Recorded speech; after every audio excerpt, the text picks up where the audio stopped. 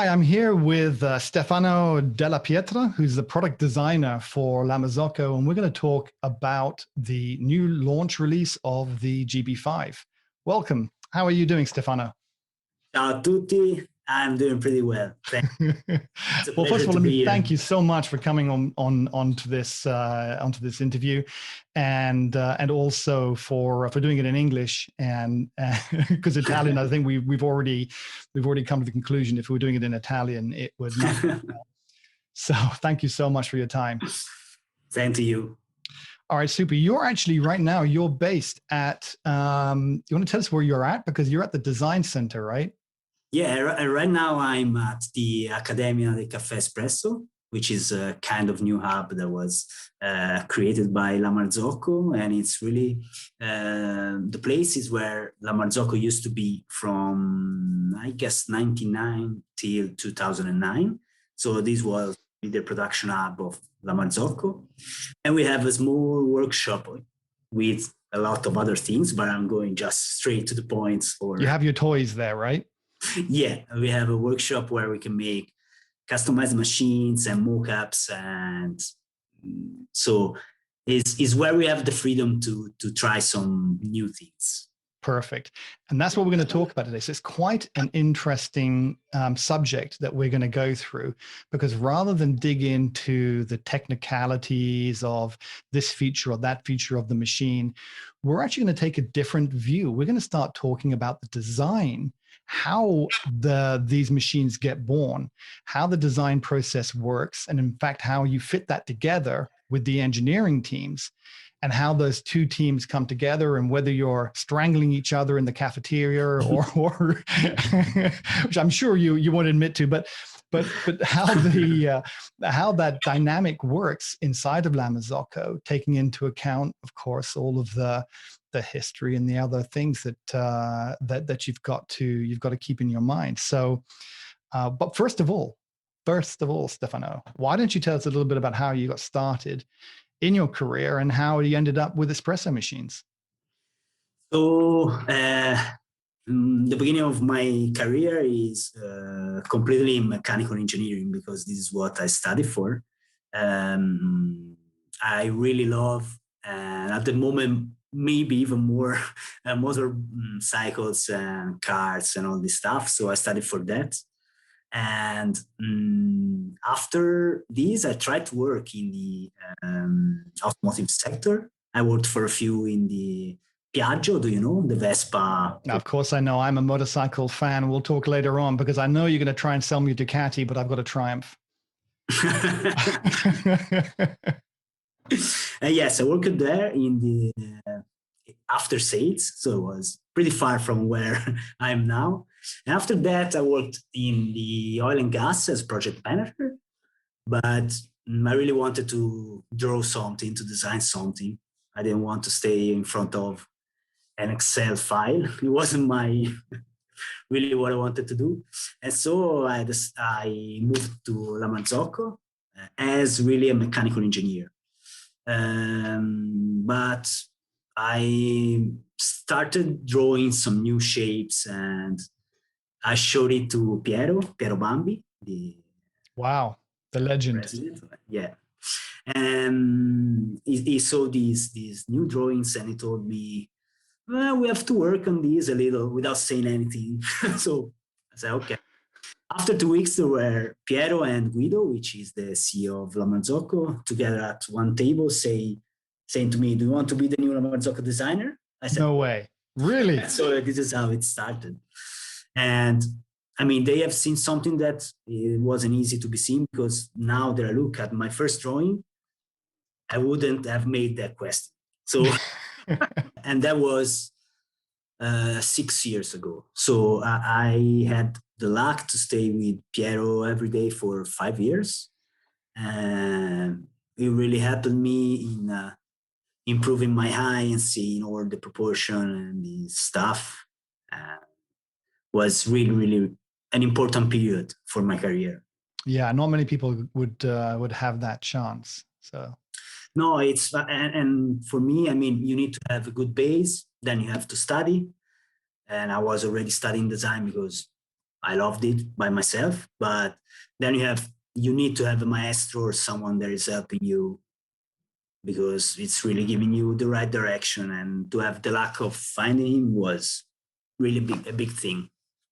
That's fantastic. So, I mean, you kind of answered the second question, which was which designers have inspired you during your career? So, you know, Yeah, clearly you Piero answered is, but okay, is one of them. you're kind of cheating because but maybe I mean, usually I'm not stuck on one style or one. I try to look at everything that is around me, because in the end, on every object that is close to you, there is someone who made a decision on the aesthetics.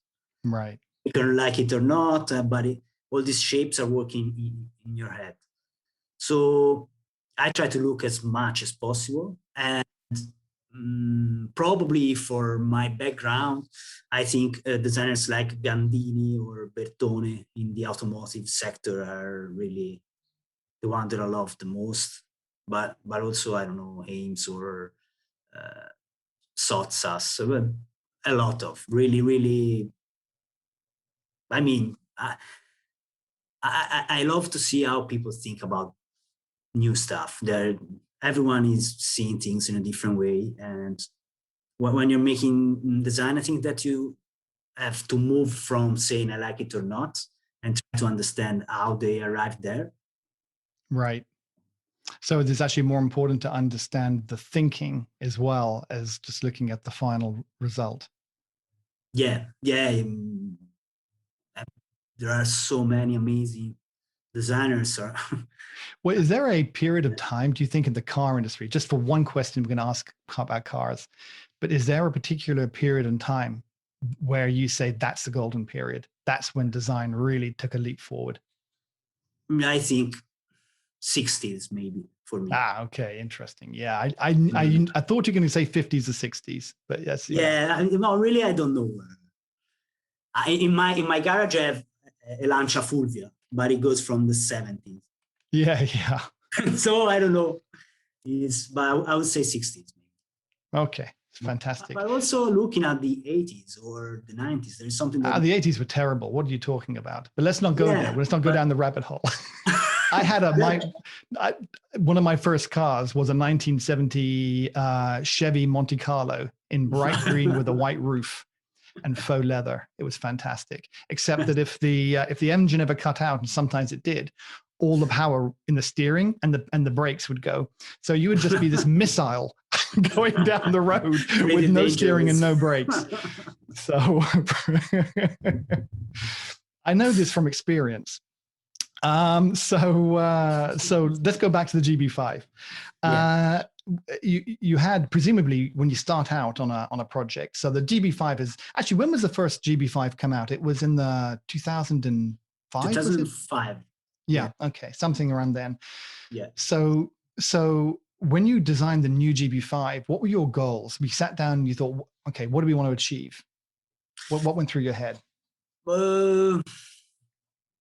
At the beginning, we were just saying, okay, this is a classic, and we love the shape of this machine, but we want to make something new. Maybe the time arrived for changing a little. So at the beginning, they told me, Stefano, just try to see something. If you want to change something, not too much, because we would like to keep not having too many troubles in production. Every time, for example, putting a new machine like the GB5 in production means to have something like 110 new version that you release in your production. So wow. It's a huge job. And we started like that. So I changed a little the panels, some small things, but this ain't the La Marzocco DNA. So we knew that we had to change it and change it and change it. And in the end, after a lot of changing just some small details, we said, okay, we know that we need to change a lot. Come on, we cannot tell to lie to us anymore. We need to change it. And our first goals were to try to improve how you can see the groups, because on the GB5 they are a little covered. So we decided to work there, so on the front panel. Also to work on the drip tray, trying to, because the old GB5 has a plastic corner, which stays with two pieces of metal close to it. So the dirt going there, we said, okay, we don't want to have this anymore. Let's think about a new drip tray. And also the cap tray, there were too many pieces. It didn't work too much for us. So we decided to work on these three things. And at the beginning, it was really difficult because the GB5 is an iconic machine, and you don't know what you can touch without changing the DNA of the machine. It's really... Right. We're going to come on to that question. Don't cheat anymore. You've already cheated once. You're allowed one cheat in the interview, and then that's it. But I'm interested. For me, you're not like an artist just making something. You've got to make it hand in hand with the engineering team. So which comes first? Do the engineers come to you and say, we've got these new technology we want to incorporate, and you have to design around it? Or do you kind of create the design and go to them with the ideas of what you want the thing to look like, and they have to fit their technology? And talk a little bit about how that dynamic works. So let's say that the dimension of a new machine, or like the GB5, is something that is part of the specs that you have at the beginning of a project. So you know that the machine has to be more or less that dimension. Then you start, we usually go in parallel. So there is the engineering part that starts working on the internal components while I'm going on the external one. So we try to combine them after a few. So we try to keep separated for not giving us too many borders that we have to respect that maybe are not really needed. But also when we start designing a new shape, we know that we are not making a masterpiece that has to stay on a counter, stuck there. Nobody has to touch it. No, our goal is to give to the barista the perfect machine for his job. I mean, if they, for some aesthetic reason, they are not able to work as they would like, we are making a mistake. So right. Functionality always comes first. So we start thinking about how something has to be made. This is part of the design process, and how the machine has to be maintained. So maintenance is really a huge topic. And this is where we have the biggest fight with the engineers. Oh, let's get into it. Come on, spill the beans. It would be super easy to put some screws like on the sides and just remove the screw and that's it, you did it. But it's like, it's not really part of our DNA. We don't want to have screws around or things like that. And also for cleaning reasons, we try to have less screws than possible. So that is the biggest fight. So I want to have the screw under that panel. No, come on. Yeah. Possible, we cannot get there. Yes, we can. And you start arguing for...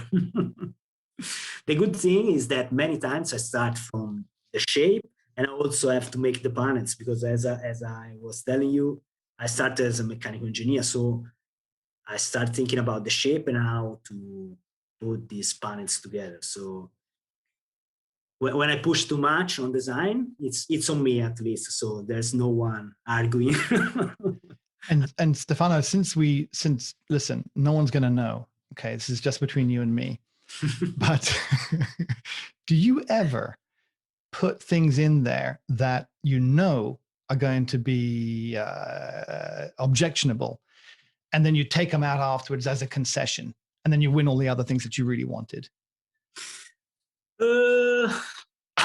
Something similar when we have to make some aesthetical approval. So I try to make the shape as, I don't know, the 90% exactly as it should be for me. And then I leave something that I know that is not going to be, so that when people are looking at it, they are all going on that detail that, you know, you can change with no problem. I knew it. I knew it. Okay. That you have to do sometimes. That's fantastic. How long does it take, like from the beginning to the end? So when somebody sat down, and who makes the call? Who sits down one day and says, you know, we need to come out with a new GB5? And then how long does that process take from the moment that guy says it to it being in the shops? Usually this starts directly at Marzocco from our CEO. So it's Guido that has really great vision of the market, that is telling us, okay, we should go in this direction.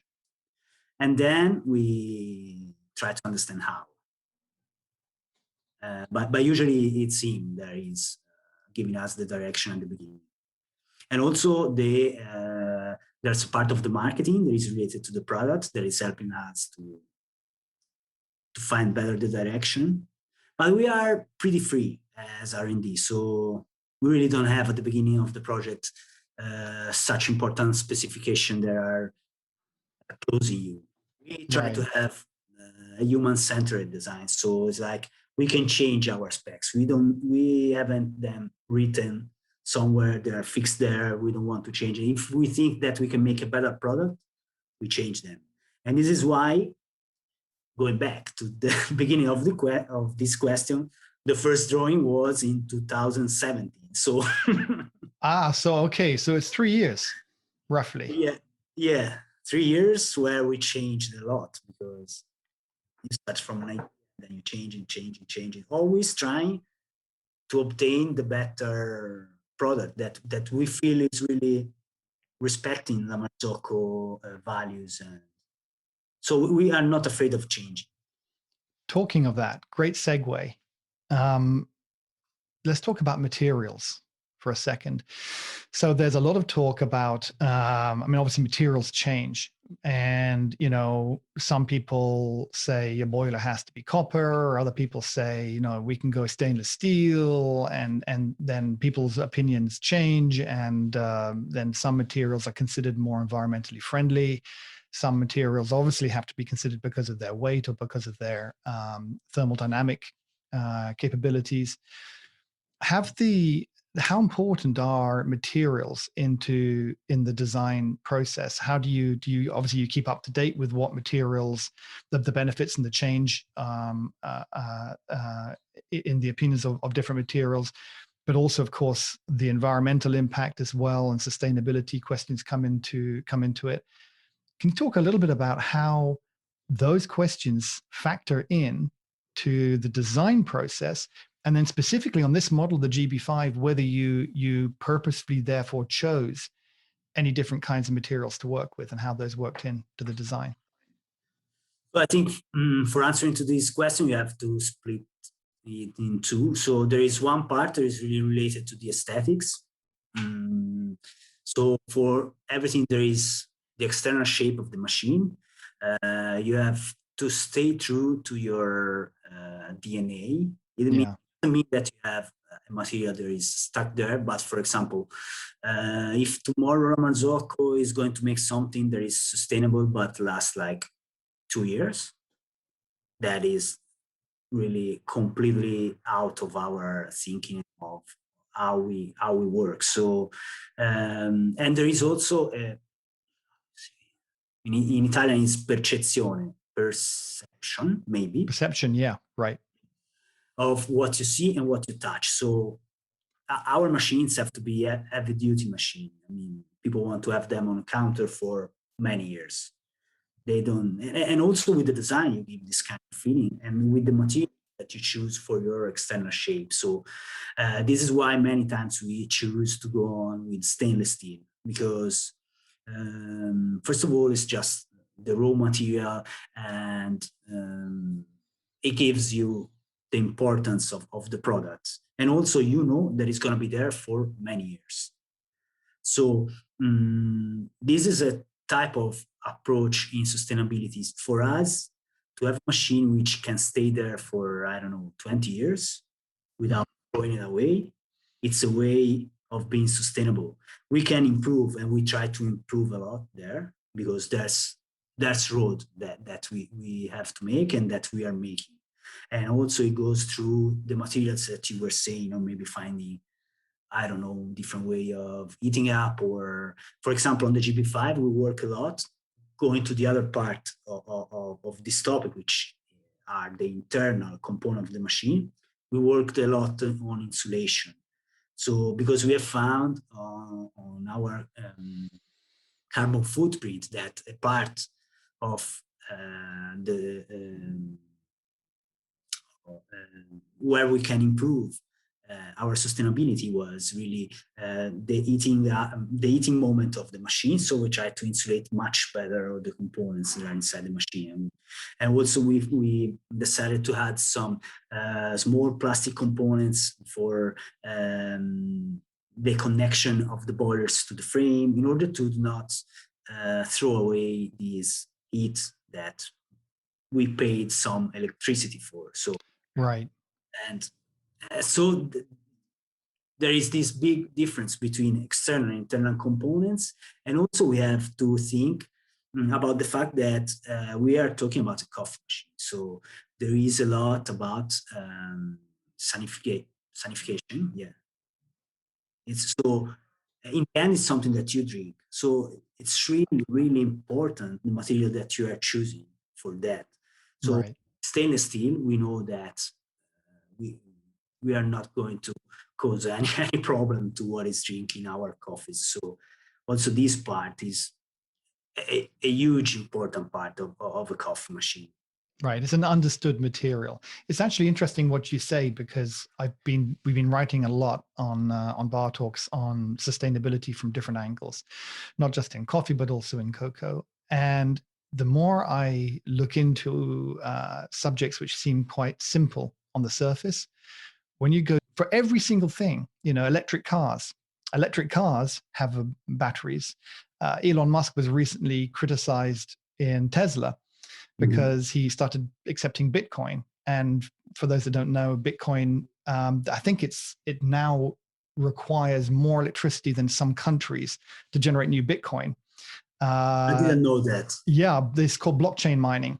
So when you're mining Bitcoin to make new Bitcoins, it's you've got computer cycles having to go through a mathematical operation, and it's become so big now, the complexity, and it's just to do with the way the system's architected, that a huge amount of power is required to do the math problem that then results in the creation of a new Bitcoin.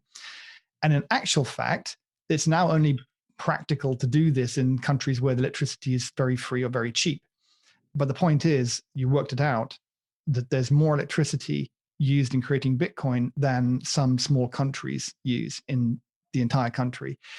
So here you've got a car manufacturer selling an environmentally friendly car and taking Bitcoin in payment, which in itself is the most unenvironmental currency that can exist.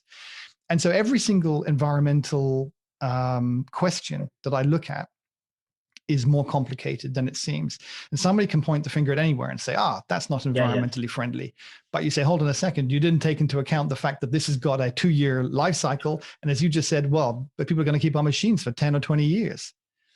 So, this is also what we try to do with the shape. So you can also draw something that you think is going to be out of fashion in, I don't know, 2 years.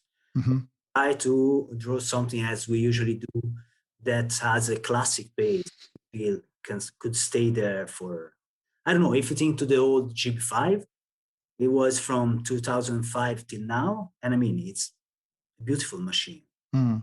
It's one of my favorites. So, or to the Linea Classic, it is from the 1990 till now. Still looks good. Still looks good. We did part of our products based on that, like the Linea Mini or the Linea PB. It's always the same shape and it's still working. And this is a way of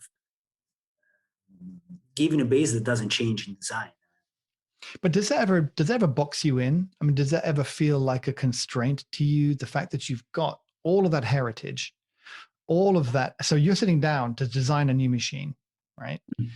And maybe one day you just want to go crazy and design something. I don't know. You want to design something totally new and totally out there, like a new concept. Presumably, it's difficult to do that because you've got such a loyal following that might be that might find it very difficult to understand a completely new design direction. So how much does that constrain you? Does that feel like a constraint or not really? To me, not really. Not really, because it's not so easy to explain it, but you really don't have rules. It's like, is your eye that is helping you in understanding what could be a Marzocco design or not? And staying true to La Marzocco is something that makes me really proud of. So it's something, for the moment at least, I don't know if in 20 years it's going to be different for me or not, but now it's like finding always something that has a different shape but still talk the same language is a big challenge every time. And I don't feel like I have too many, I don't feel close in something. No, I think it's hard to find always the right rule for having something that works as La Marzocco by changing shape. Mm-hmm. So I don't know if I was able to explain it. But. Yeah, you did. I mean, we've really beaten this whole car metaphor to death as well. But I'm going to have one more throw at it and just say BMW with their new grille has come under a lot of criticism because they changed. I mean, that was just the grill, for crying out loud. Just the grill. But the BMW fans out there are all like, "Oh my God, I'd never buy one now because the grill's a different shape." Come on. It's something. I think that the BMW designers have big shoulders, probably, because every time you talk about aesthetics, everyone has an opinion and everyone wants to share it. Yeah, yes, you are so right.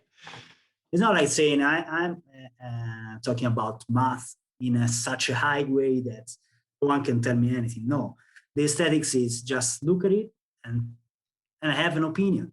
I want to tell it. And if I know that you are the designer, I want to tell you even more. So it's like of the day is listening to people say, I don't like that. I would have done it another way. So you need the broad shoulders, but still keep the ears open. Yeah, more brains are always working better than just one. Right, right. You have to be to find the right idea, but it's really probable that it's not in your brain but outside. Yeah, that's true. That's very true. Listen, we're coming towards the end. I got a couple more questions I'd like to ask you, and one of them is really about the maintenance, because I know that maintenance, obviously in the cafe of your machine, is very important, and that becomes a cost equation as well. That if you can keep working on a machine even when you're still needing to do something on one of the groups is important. If you're busy, that's money, right? Yeah. That's money right there. So, but obviously it presents, I say obviously, I don't know, I assume it presents a challenge from the design point of view, because you got how you want the thing to look. And then you've got these annoying, technical people who come along and say, we need all these different things. And then on top of that, they might say, and also we might need to do the maintenance on this whilst over here you're still working. How does that play in? Is that a consideration? And on the GB5, how did you tackle that problem? So usually we have at the beginning we start making it, as I was saying, the design and the internal components. Then we put them together on a first prototype, usually. Mm-hmm. And at the moment we call the after sales guys La Marzocco. So they look at the machine. We really try to remove everything and putting it back again. But obviously you have to start thinking about the maintenance from the beginning of the project. And it's even more difficult maybe than what you were saying, because you have to think about that a coffee machine can stay close to the wall, back, close to the wall on one side, close to the wall on the other side. Right. That that will always be free is the front, where the barista is working. Yeah. But really, it's kind of nightmare, because you cannot say I can remove everything from the back. No, maybe there's a wall, so it's impossible.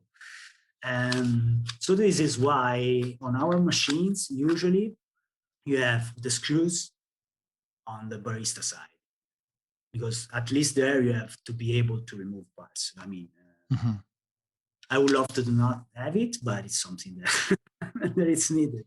So and we choose to have also both sides that can be removed without making without needing too much room.